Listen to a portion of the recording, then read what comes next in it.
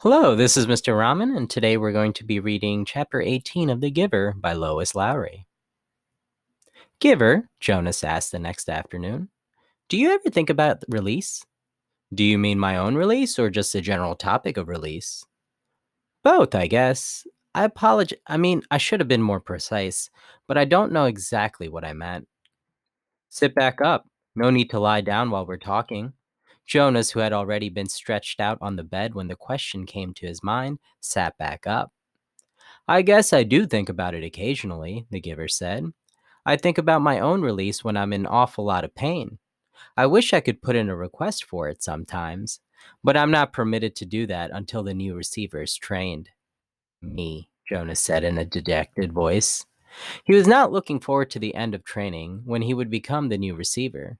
It was clear to him what a terribly difficult and lonely life it was, despite the honor. I can't request release either, Jonas pointed out. It was in my rules. The giver laughed harshly. I know that. They hammered out those rules after the failure 10 years ago.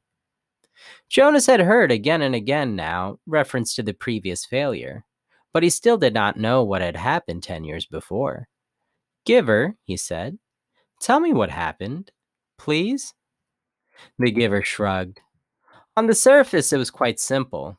A receiver to be was selected the way you were. The selection went smoothly enough. The ceremony was held, and the selection was made. The crowd cheered, as they did for you. The new receiver was puzzled and a little frightened, as you were. My parents told me it was a female. The giver nodded. Jonas thought of his favorite female, Fiona, and shivered. He wouldn't want his gentle friend to suffer the way he had, taking on the memories. What was she like? He asked the giver. The giver looked sad, thinking about it. She was a remarkable young woman, very self possessed and serene, intelligent, eager to learn. He shook his head and drew a deep breath. You know, Jonas, when she came to me in this room, when she presented herself to begin her training, Jonas interrupted him with a question. Can you tell me her name? My parents said that it wasn't to be spoken again in the community, but couldn't you just say it just to me? The giver hesitated painfully, as if saying the name aloud might be excruciating. Her name was Rosemary, he told Jonas finally. Rosemary. I like that name. The giver went on. When she came to me for the first time, she sat there in the chair where you sat on your first day. She was eager and excited and a little scared. We talked. I tried to explain things as well as I could. The way you did to me. The giver chuckled ruefully. The explanations are difficult. The whole thing is so beyond one's experience. But I tried, and she listened carefully. Her eyes were very luminous, I remember. He looked up suddenly.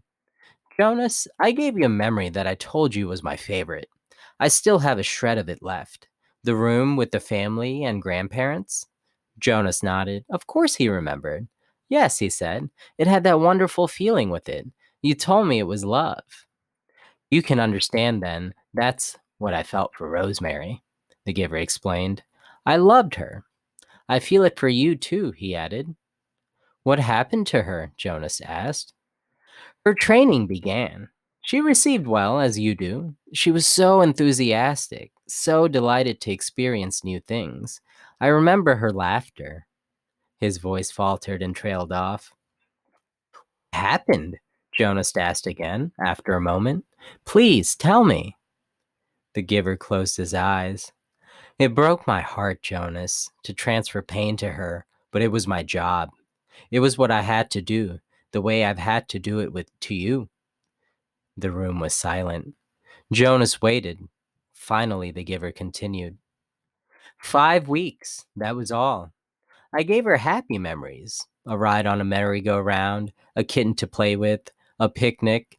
Sometimes I chose one just because I knew it would make her laugh, and I so treasured the sound of that laughter in this room that had always been so silent. But she was like you, Jonas. She wanted to experience everything. She knew that it was her responsibility, and so she asked me for more difficult memories. Jonas held his breath for a moment. You didn't give her war, did you? Not after just 5 weeks. The giver shook his head and sighed. No, and I didn't give her physical pain, but I gave her loneliness, and I gave her loss. I transferred a memory of a child taken from its parents. That was the first one. She appeared stunned at its end. Jonah swallowed. Rosemary and her laughter had begun to seem real to him, and he pictured her looking up from the bed of memories, shocked. The giver continued. I backed off, gave her more little delights, but everything changed when she knew about pain. I could see it in her eyes. She wasn't brave enough, Jonah suggested. The giver didn't respond to the question. She insisted that I continue, that I not spare her. She said it was her duty, and I knew, of course, that she was correct.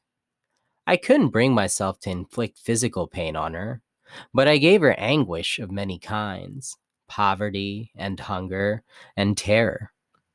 I had to, Jonas. It was my job, and she had been chosen. The giver looked at him imploringly. Jonas stroked his hand. Finally, one afternoon, we finished for the day. It had been a hard session. I tried to finish, as I do with you, by transferring something happy and cheerful.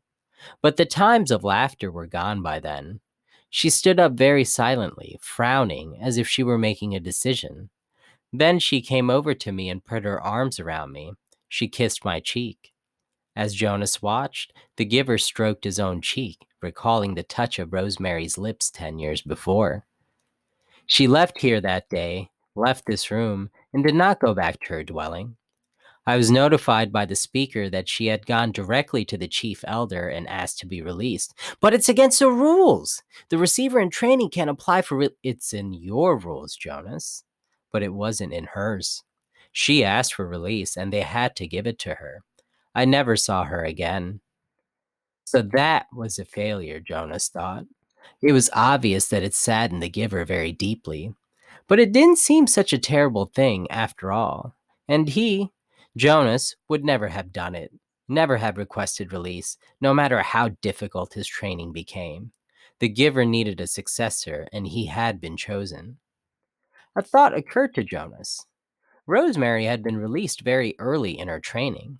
What if something happened to him, Jonas? He had a whole year's worth of memories now. Giver, he asked, I can't request release, I know that.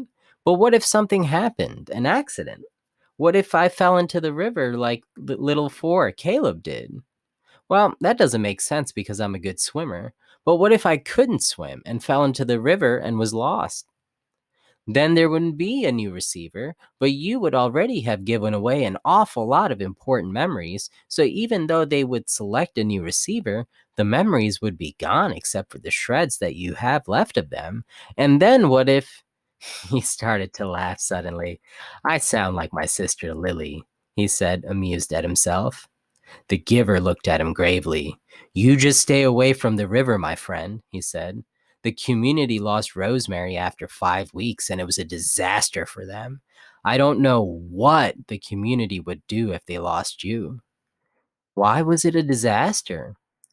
I think I mentioned it to you once, the giver reminded him, that when she was gone, the memories came back to the people. If you were to be lost in the river, Jonas, your memories would not be lost with you. Memories are forever.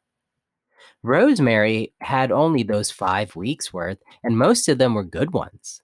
But there were those few terrible memories, the ones that had overwhelmed her.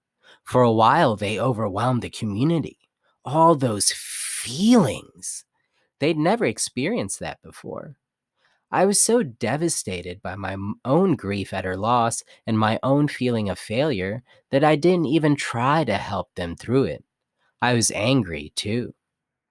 The giver was quiet for a moment, obviously thinking.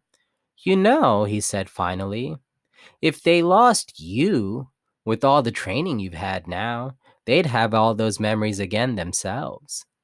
Jonas made a face. They'd hate that. They certainly would. They wouldn't know how to deal with it all. The only way I deal with it is by having you there to help me, Jonas pointed out with a sigh. The giver nodded. I suppose, he said slowly, that I could. You could what? The giver was still deep in thought. After a moment, he said, if you floated off in the river, I suppose I could help the whole community the way I've helped you. It's an interesting concept. I need to think about it some more. Maybe we'll talk about it again sometime, but not now. I'm glad you're a good swimmer, Jonas, but stay away from the river. He laughed a little, but the laughter was not light-hearted. His thoughts seemed to be elsewhere, and his eyes were very troubled. End of chapter 18.